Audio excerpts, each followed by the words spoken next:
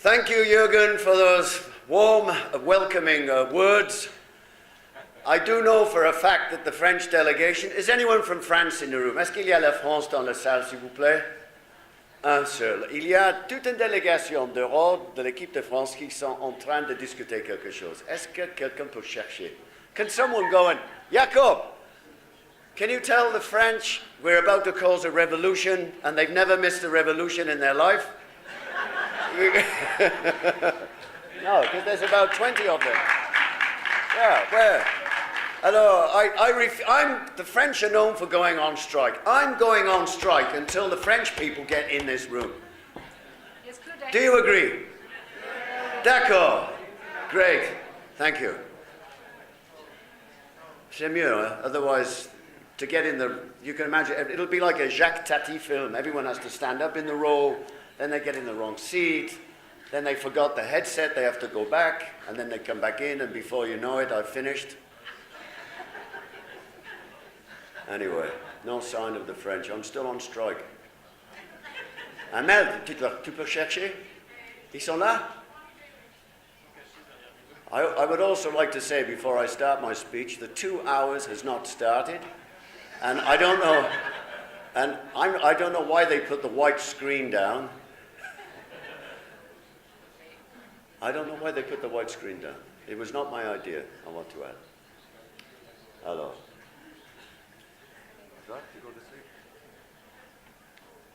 Well, is Oliver in the house? Well, before I start my speech, Oliver is here, your new European leader of UNI Europa. Oliver, please stand.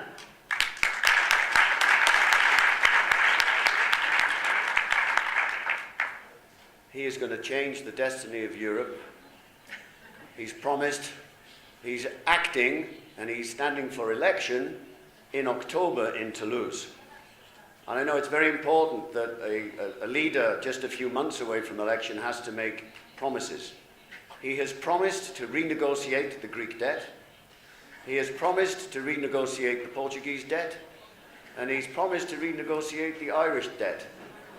I know for a fact he's made these promises. This is the first time I've made these promises public. So when you are all in Toulouse in October, there's one simple question to Oliver. What did you do, Oliver? Anyway, is everybody in now? No, can we make a round of applause for our friend from France who's just arrived? Thank you very much. Voilà. Thank you. Thank you.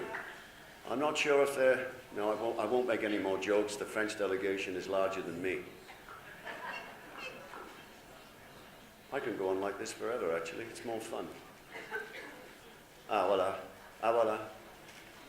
It would be nice to have a round of applause when they come in. Let's make our French people feel welcome as they all arrive. They all come marching in.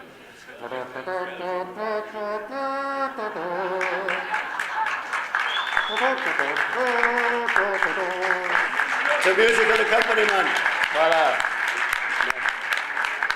Okay. Hello. I think... Keep clapping, please. There's still more coming. Thank you.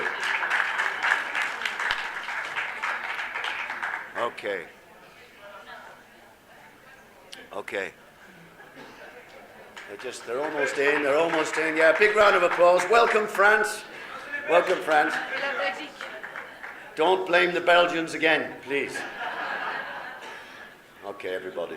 Right. So good afternoon to all of you, and welcome to this important conference. It's been a big week for UNI. We started in Paris with the UNI Graphical Conference, where they pledged to implement the Breaking Through Plan with organizing targets and targets for global agreements with companies. Yesterday, I addressed the 100th convention of the International Labour Office and called for a new era of social justice. Last night, I spoke to a group of students, young American students, all between the ages of 19 and 22. And when I opened the iPhone this morning, I think I managed to change some careers because 3 of them have asked to come and spend their internships with us at uni when they were thinking of going to some private equity fund or a bank. So that was a nice way to start the day. And then I scrolled down my iPhone, and then I came to a message which arrived from Colombia, Bogota. And the news is bad. Because yesterday, a woman whose name is Ana Fabrizia Cordoba, who was one of ours, who addressed a conference of ours in Bogota last September, was assassinated yesterday. That means since the beginning of this year, each week a trade union activist or member or leader has been assassinated. Since I spoke at the Handels conference with Lars Anders 2 weeks ago, we've lost 2 people. We talked about a world free of fear. And we've now lost in 20 years almost 2,900 people. This organization, your uni, the organization that you created, is considered a legitimate target by paramilitary groups in Colombia. This does not stop us from working in Colombia. This does not stop us from being active in Colombia. This does not stop the will of the Colombian people to choose a different destiny for their nation. I want to thank all of you, and particularly Handels of Norway, but all those unions that give to our Solidarity Fund, who have made our work in Colombia possible. I met the Vice President of Colombia a month ago. I went to his office for a conversation with him to try and convince him that the nation needed to choose a new path.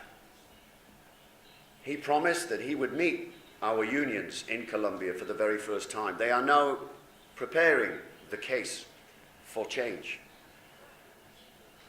And the fact that we do these things makes us unpopular, and it makes our people heroes, because the easy thing to do there would be to do nothing. We have had people talking to shop workers from Carrefour. We've had researchers talking to Santander Bank, to Telefonica, to G4S and other companies where we have agreements to find out the reality on the ground. And I think we have to change the culture in Colombia. We have to change the culture of business in Colombia. It is not acceptable that the companies where you have negotiating rights, where you can go about your work, behaves just as badly as other employers do in Colombia. This is not acceptable. And I can say to you that our Colombian unions, whilst they are in a state of mourning, remain vigilant, remain heroic, remain convinced that the trade union movement is a hope for the country that can change the culture of this country and can build a better democratic nation than the nation that we have today. The Vice President of Colombia is in Geneva at the ILO conference, and I've asked to meet him to discuss once again with him the situation of trade union rights for our people in that country, and that protection has to be afforded, and these crimes have to be finding some kind of solution, because of those 2,800 murders that have taken place, only a handful have been brought to justice. So I just ask you to reflect for 30 seconds quietly. Reflect on the news that I brought to you, and to reflect how important it is that the work that UNI does, not just in Colombia but in everywhere, is to make a world free from fear, that we can assemble like this, where we can talk openly like this, where we can share the burden amongst each other, because there are forces in this globalized economy of ours that would like to turn this planet into a new kind of union-free Colombia. And it falls upon us and this generation to do something about it. I ask you to reflect just for half a minute.